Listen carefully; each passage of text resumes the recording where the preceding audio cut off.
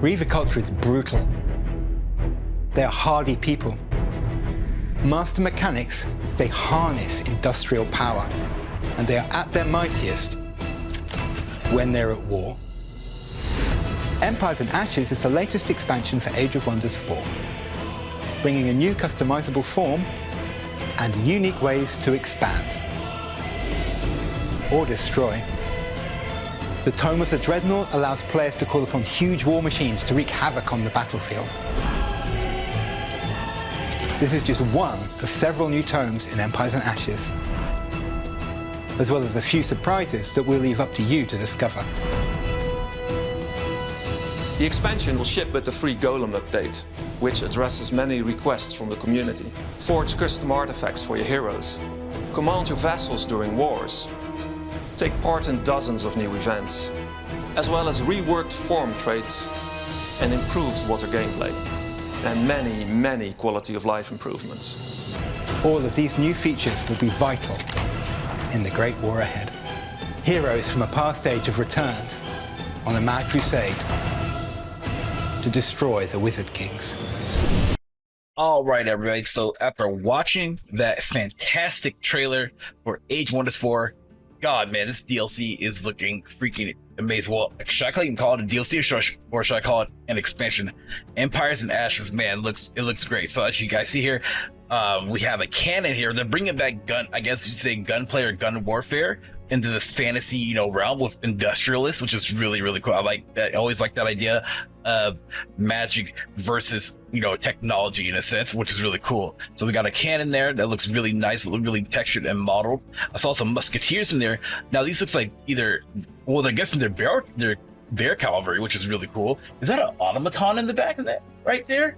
So yeah, that's like a tank or some type of artillery steam tank going on there with the cannon. And then we had like this weird four-legged automaton, it looks like, and also bear cavalry. That's interesting. That's real interesting. See, pikemen. No, they're doing a really good job and solid job here. So they're changing up a lot of things here. So it looks like these guys here, apparently, in terms of their lore, for what was told, is that they're going after the Wizard Kings or whatnot. And from within that trailer, as you guys heard, old people, like, what do you call it? Age of Wonders, maybe 3 characters are coming back into 4, to do that. And then I see that we have some bird people or avians, an avian race in here, which is really nice. I like that idea. And they said that there's going to be even new tomes as well. I think they said this is called the Tome of the Dreadnought. Yeah, Tome of the Dreadnought. So what you will be able to use in order to bring out these war machines. I hope that's only for industrialists for the most part, though. But I mean, I wouldn't mind. It's a Tome of Construct. I see that one in there. And then these units here have muskets. I don't know. I think this race might be my favorite here. You got the bear cavalry. These guys they look modeled after conquistadors, which is really cool. Oh, and I just realized little doggo there. So they're going to be updating the game with quality of life features and stuff within this game too, which is nice. And the one I've been wanting the most, y'all, is war coordination, because I'm tired of your vassals sitting there doing absolutely nothing when there's a war going on. They're just sitting there chilling. It's like, yo, vassal, it can't just be 1v5ing everybody in this world. I mean, when there's an enemy close to them, yes, to defend their territory, but like when there's no one there, they just sit there. So I'm finally glad that they're bringing that up. I'm really surprised that they didn't think of that at the start of this game here. Well, when they're coming out, wait, did I just see an underwater biome? So they said they're adding in, improved sea better gameplay, sea gameplay. There we go. Yeah, there's the races there. You got Elfkin, you got the Avian lizard folks. Yep. Orchid, Dwarfin. So that's really cool. Avian race. Imagine an Avian race. I think that's when I probably end up doing my next playthrough. Yes, this is underwater. This has to be underwater gameplay. It looks exactly like you're underwater, which is really cool.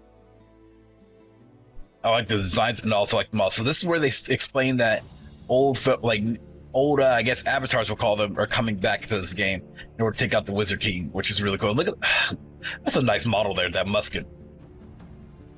And that's also a really good background design too. I like that a lot. I really do.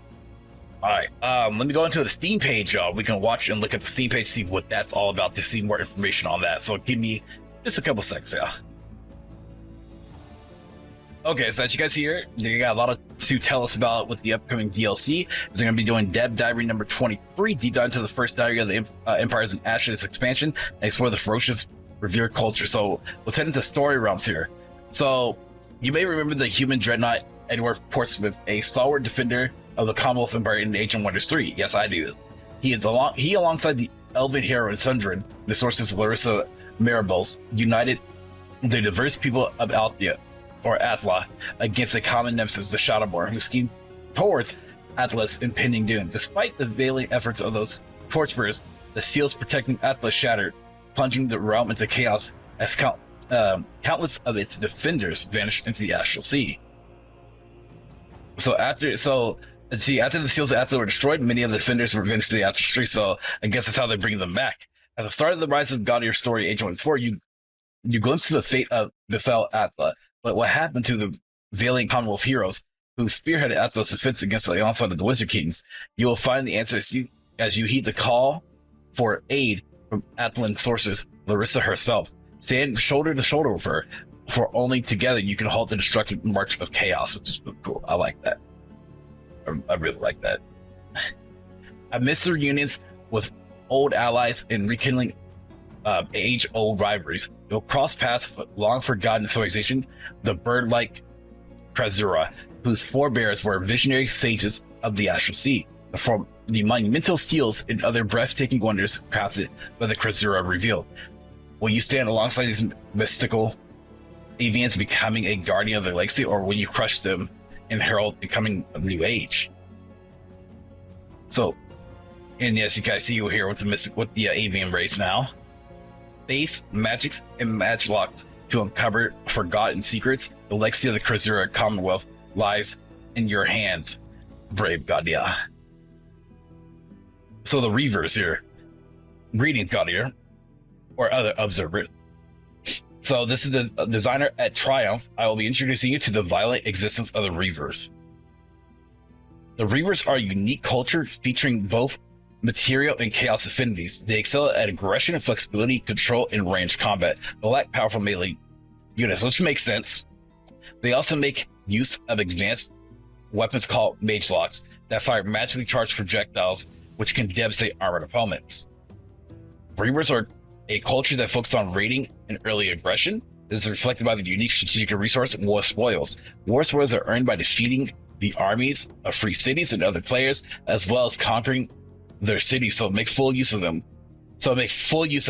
You'll need to start wars early. Fortunately, for Reaver's cultural perks support this need for early warfare against potentially powerful foes. Siege Crafters grants them access to construct siege guns. Siege Project, a powerful project that grants magelock cannons that punch through a city's walls and batter any who seek to hide behind them for safety. Uniquely, for those magelock cannons can be fielded as tier 3 units as well, available alongside Reaver's other tier 3, the mighty Dragoons. However, their cost of war spoils makes them a valuable and tough to replace asset.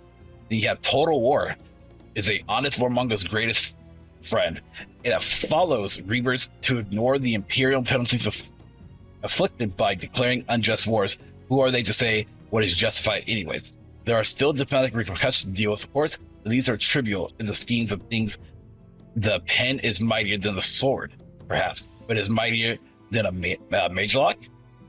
Reavers, however, have little interest in slow negotiations. This is reflected in the receiving a -1 Wizard Stone when embarking on a realm. This means that unless gained, they will not have available during their conquest, will be unable to use normal diplomacy with free cities.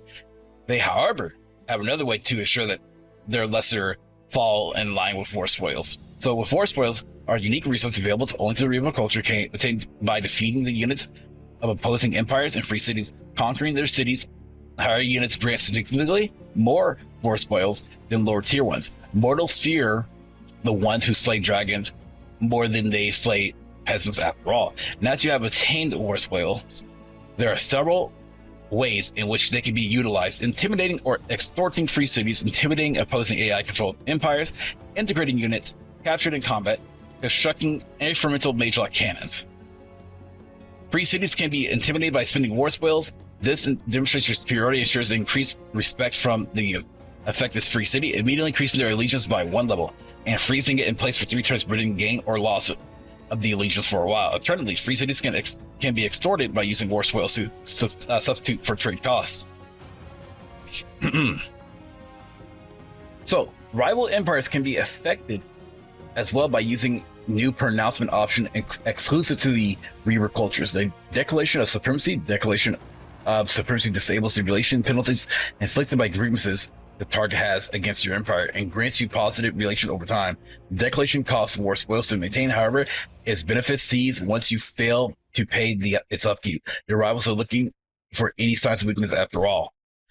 With the Golem patch, you're introducing a new mechanic through which units dominated in combat can be permanently integrated into your armies. This is often accomplished by expending gold or mana. Reavers, however, may obtain captured units using war spoils instead, ensuring a steady supply of meat for the grinder or unusual auxiliaries against their forces. To take full advantage of this, the Reavers have a powerful combination in their support unit and early skirmisher unit.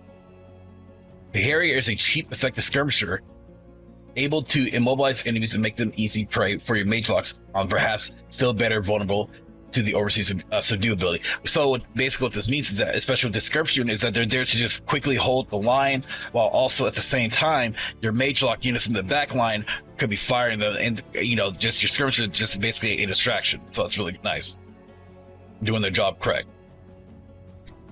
Overseers are opponent close range healers, able to blind and mark their attack to support range units, and most uniquely able to use the subdue ability on impaired units. All this should ensure a powerful army capable of controlling the battlefield and sustaining itself in hostile lands through the capture of weaker enemies. But are we not stopping? We are not stopping there. There are 2 more units to speak of. The Mercenary is a frontline Reaver culture army. Expensive for a tier 1 unit, they are also tougher than may be expected of their tier. Additionally, they have a unique ability to manipulate the front lines. Drive back can be used to disrupt enemy formation, free up a friendly range unit, or perhaps push unfortunate enemies into hazards. Lastly, the Mighty Dragoons, a tier 3 skirmisher unit wielding a saber and magelock pistol to harry and disrupt the enemy. Their pistols can shoot, inflict distraction upon enemies, a powerful status effect that ensures the target is always flanked, making them easy pickings for your range units. But perhaps most uniquely for this unit is that they have the Master Skirmisher's passive, letting them move again after attacking. They may have you may have noticed in these screenshots that the Reaver units have something called force aggression. This is a unique property of other units that lets them further exploit the mark status, which is right there, force aggression. And it's right here too. So that's really, really nice, and I'm honestly excited for this DLC, y'all. And again, they're adding war coordination and a couple other things to Age of Wonders through this DLC. As you guys see here, if we go scroll down a little bit more, within the diary here, as you guys see, Empire's actions, new Avians, new culture Reavers, new tomes, new story actions from the past, new victory conditions, seals power. With the free Golem update, you get the item forge, new feature war coordination, you get an overhaul for water gameplay, you get a form trait rework, and also quality of life change. So this DLC, I'm really expecting. Y'all know, I feel like sometimes, throughout the YouTube space, I feel like I'm the only person that does Age of Wonders content. I don't know. I just don't get recommended Age of Wonders content, but I'm glad that, I'm still here doing it and still playing the game, having fun. I have many hours into this game, and it's a good one. It's a good one. Let me know what you guys think about the new Age of Wonders expansion pack. Are you guys excited for it? Or y'all can't wait for it? Or y'all dislike it? Just let me know in the comment section below. Thank y'all for watching. Peace out. Much love, everyone, and have a good one, y'all. If you guys enjoyed this video, please leave a like and also hit the bell notification down below. Thanks for watching.